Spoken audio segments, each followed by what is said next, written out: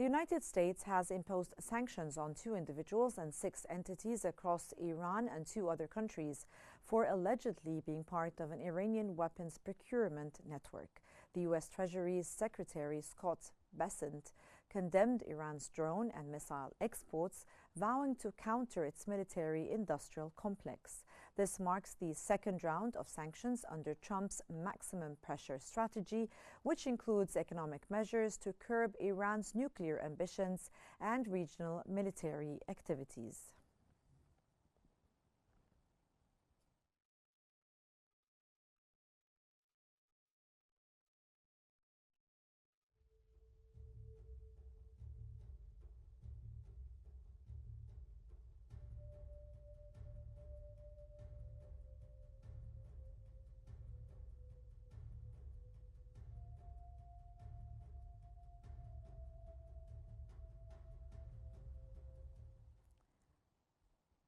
Israeli officials have announced that Israel has eliminated remaining tariffs on U.S. imports just a day before the Trump administration imposes retaliatory duties on global trade partners.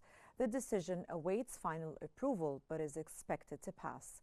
Israeli Prime Minister Netanyahu hailed it as a step towards market competition, economic growth, and lower living costs, while strengthening U.S.-Israeli ties.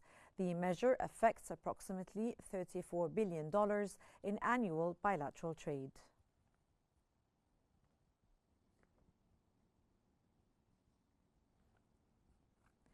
European Commission spokesperson Olaf Gil has said the European Union will respond to U.S. President Donald Trump's plan to impose sweeping new reciprocal tariffs on global trading partners at the appropriate time. On our response, all I can say is that there will be one. It will happen at the appropriate moment after the expected announcement later this evening. And concerning your question whether we've done maths on the potential impact on the European economy of such measures, the answer is yes, of course. I'm not going to present any of that analysis here now. There'll be a time for doing that in the coming days and weeks. But right now we're just we're in waiting mode, and we will issue our formal European Union response at the appropriate moment. French Industry Minister Marc Fesset has said that Europe will respond proportionally to tariffs imposed by the U.S. President Donald Trump, but will not escalate tensions under any circumstances. He added that Europe always prefers negotiation and de-escalation because trade wars only lead to losers, as per his description.